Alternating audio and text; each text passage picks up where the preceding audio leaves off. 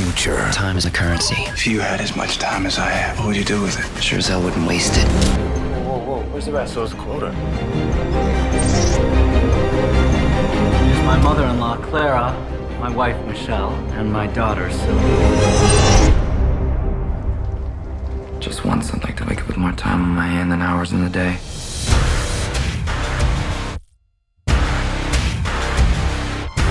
The last time anyone saw him alive, there was over a century on that clock. Keep me alive. How can you live with yourself watching people die right in God? Come on, help yourselves! Take the time, it's free. You put enough time. It wasn't taking time. He was giving it away. You're moving a little too fast. Not everything. I'm explaining a film from 2011 titled In Time. Spoilers ahead. Enjoy the content. All humans undergo genetic engineering to stop aging at 25, except the wealthy who can buy immortality. The scenario opens with a guy called Will wishing his mother a happy 50th birthday. However, Rachel Will's mother's name still seems to be that of a 20-year-old, proving that aging does not stop at 25. For 2 days, Rachel was assigned to work at a garment factory in less than 3 days. Her greatest fear was that she would never again see her son. He gave a small child 5 more minutes when he arrived at work since the youngster needed time to pay bills. This suggests that the time stamp he had was not yet active before the age of 25, and that the labor was getting less predictable and the income was decreasing as well. Whoa, what is this? So it's a quota. Next. That's a joke, right? Next. When Will gets to the pub that evening, his pal tells him there's a patron who may be as ancient as a century. Will recognized that the affluent man was being pursued by someone else. He went up to the man and informed him. Not long later, the chairman Fortis commanded a group of evil people known as the Minutemen, who enjoy robbing others of their time. Will assisted the wealthy guy in getting away from there, but the gang eventually caught up with them. They were able to go inside and hide in an abandoned structure, and the moment the man lost sight of them, they became friendly and conversed. The affluent guy, Henry Hamilton, lives in New Greenwich, a community reserved for the elite.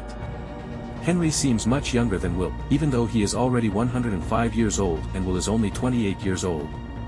Unlike Will, who aspires to live a long life, Henry claims he is tired of living. Henry offered a reasonable explanation, saying that the daily price and tax hikes were deliberate attempts to drive people to famine and death. But if they had more time, they wouldn't die.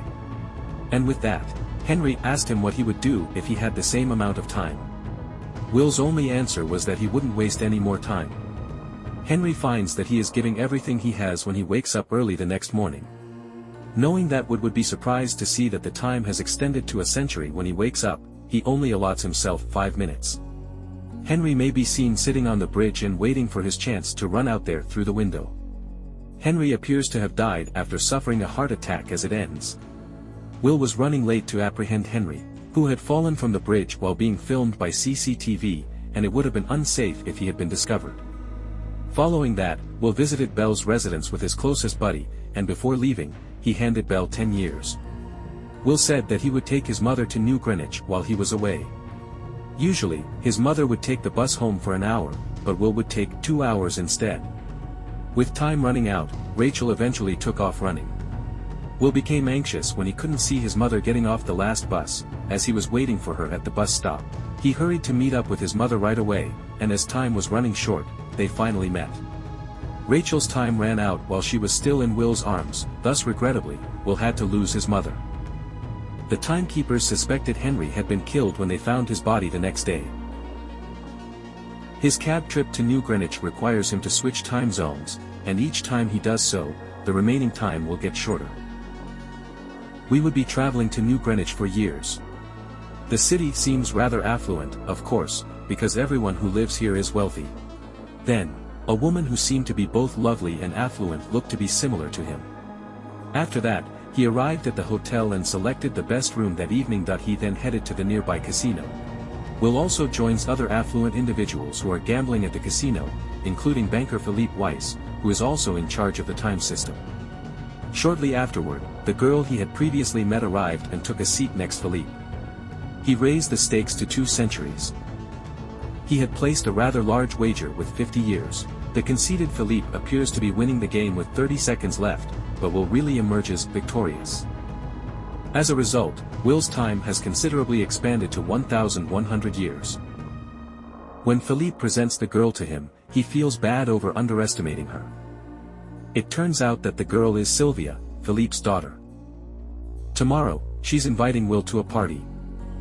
The timekeeper begins pursuing Will the next day to New Greenwich, as Will and Sylvia appear to be getting closer during the party. In fact, they are swimming in the sea behind the party venue. I get it. You're out here.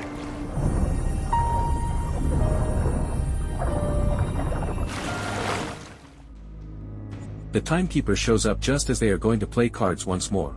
They begin questioning Will over the time he spent with Henry. Even if Will had explained what had happened. Since they still didn't believe it, all of Will's time was taken away, leaving just 2 hours left for his evaluation. He revolted because of the disruption and kidnapped Sylvia in order to escape. Will just has an hour left, but they manage to escape.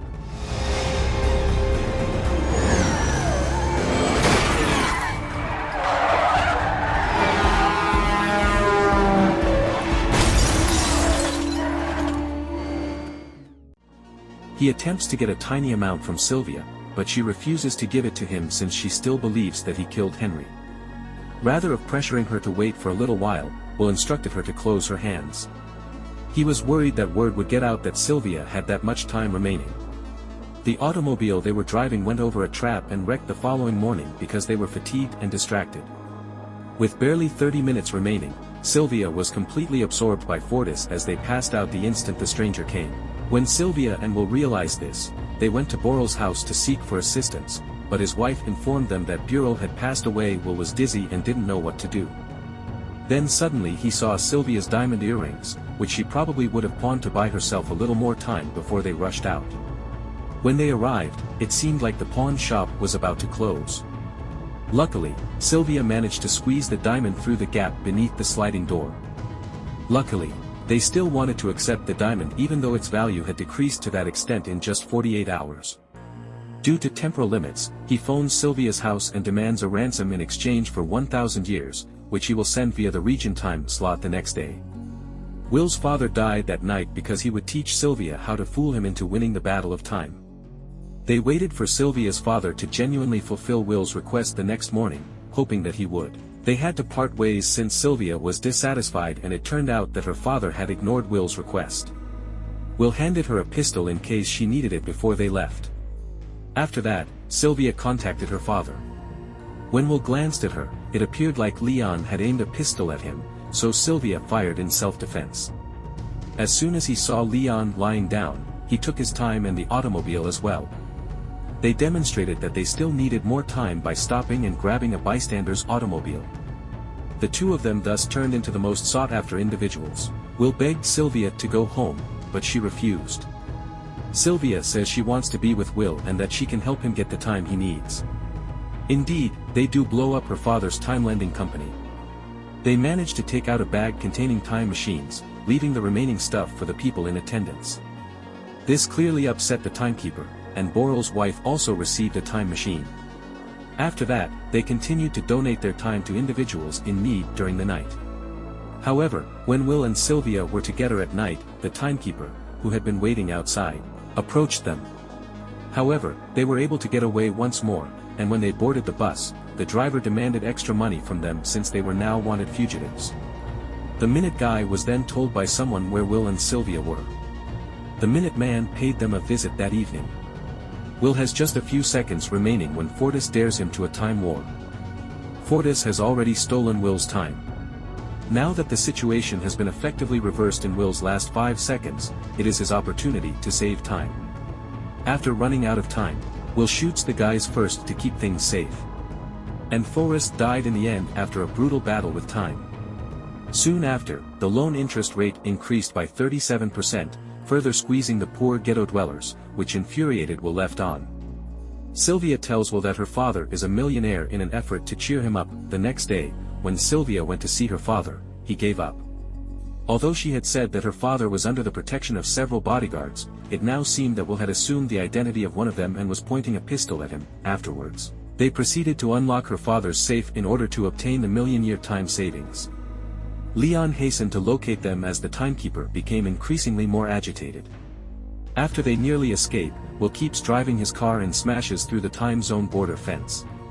Suddenly, Leon slams into their side. With less than an hour remaining, Will gave the children the time machine to share right now. Since the automobile was damaged, they fled right away, but Leon caught them from the front. Leon just found out that Will has 5 seconds left until he dies. Will immediately discovers that the timekeeper car contains a time machine as he and Sylvia are counting down the final 60 seconds, and they both run to the car. In the end, Will reached the car before Sylvia, and he spent no time in pursuing her, determined not to let her go the way he had Sylvia lost his mother. Will is able to get Sylvia to pass the time this time, and they are reunited. By the end of the movie, it is shown that time is no longer a barrier for anybody to get and that poverty and money are meaningless. Everyone can go to the new Greenwich time zone. As the movie comes to a close, Will and Sylvia are still on the run, and they are still robbing banks of money to give to the less fortunate. If you could subscribe to this channel, it would be greatly appreciated. I hope to see you again soon.